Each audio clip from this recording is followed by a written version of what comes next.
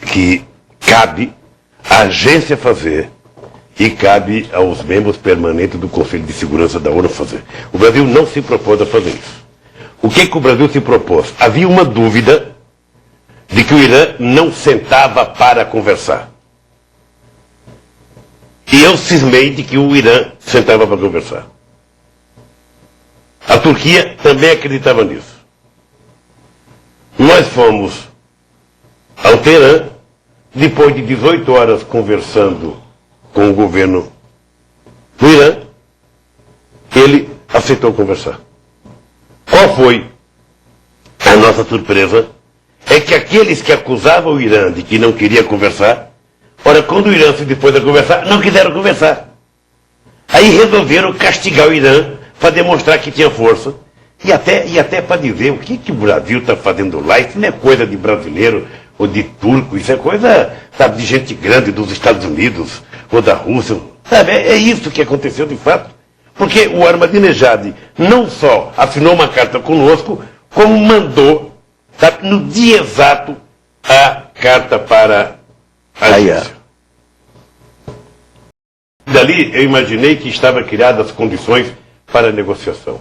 Já foi publicada fartamente a carta que o presidente Obama mandou para mim, certamente a mesma carta que ele mandou para a Turquia. O que está no acordo com o Irã é o que estava na carta que o presidente Obama mandou. É o que está na carta, ipsilíteros que está na carta.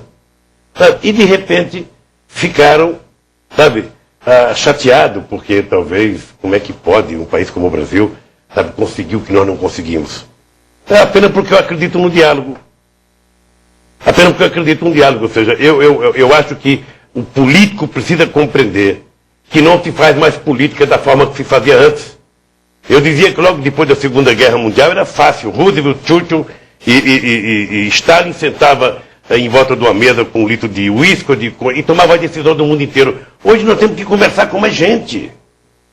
Nós temos que conversar com mais gente. Hoje nós temos que conversar com a China, conversar com a Índia, conversar com a África do Sul. Sabe? Tem mais gente no cenário político. O mapa do mundo de 2010 não é o mapa do mundo de 1945. Mudou. As pessoas não querem compreender isso. Então vamos ver o que vai acontecer. Vamos ver. Acho que o Brasil agiu correto. O Brasil mostrou que é possível. Quem quiser construir paz não pode achar que a paz é construída na base da força. A paz é construída na base do diálogo. Presidente, e quanto às dificuldades enfrentadas pelo Mercosul? Que a impressão que se tem é que às vezes a gente está andando como caranguejos. Ou essa é uma percepção equivocada? É uma percepção dos pessimistas, Armando. Armando, você sabe onde é que tem dificuldade? O que está acontecendo na Europa hoje? A União Europeia tão forte, tão bonita, tão democrática, a Grécia está quase quebrando porque depende dos países ricos aportarem recursos e não quer exportar. A Espanha está numa situação difícil, Portugal está numa situação difícil, a própria Europa está numa situação difícil, porque embora tenha uma União Europeia forte, tem uns países que são mais fortes do que outros. Então depende muito da economia alemã, da decisão alemã, as coisas são mais difíceis. O Mercosul está indo maravilhosamente bem.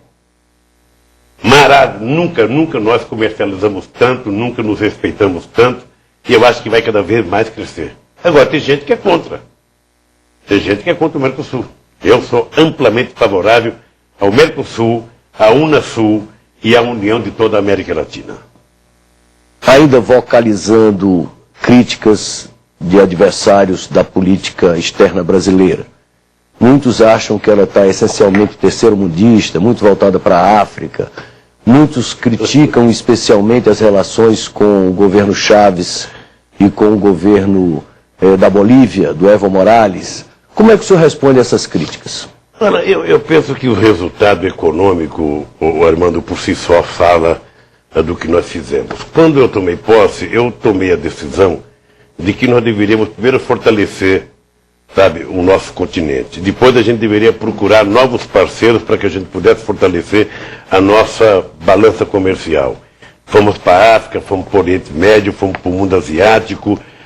O que aconteceu de fato é que quando veio a crise econômica, o Brasil era um país, sabe, independente. O Brasil tinha relação com todo mundo, a nossa balança comercial tinha crescido com a África, tinha crescido com a Europa, tinha crescido com os Estados Unidos, mas tinha crescido muito com a África, tinha crescido muito com a América do Sul, tinha crescido muito com a América Latina, tinha crescido muito com os países árabes.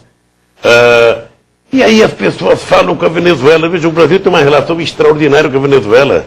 Nós temos um superávit comercial de 5 bilhões de dólares com a Venezuela.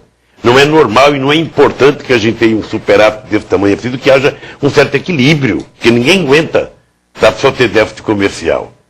Por isso é que nós estamos fazendo a refinaria Abreu e Lima em Pernambuco, que é uma forma da gente importar um pouco da Venezuela para poder equilibrar a balança comercial.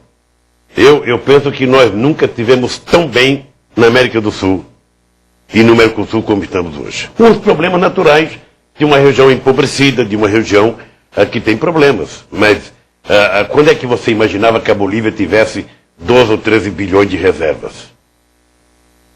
Como é que você imaginava que um índio pudesse fazer a coisa tão bem feita como o Evo Morales está fazendo na Bolívia?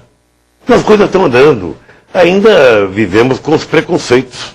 Tem uma parte da elite brasileira que acha que o Brasil deveria só estar, ligado aos Estados Unidos. Fazer que nem o México. Não é essa a minha visão. E não é a visão do povo brasileiro. O povo brasileiro quer ter uma relação boa com os Estados Unidos, civilizada, democrática, porque é um parceiro importante.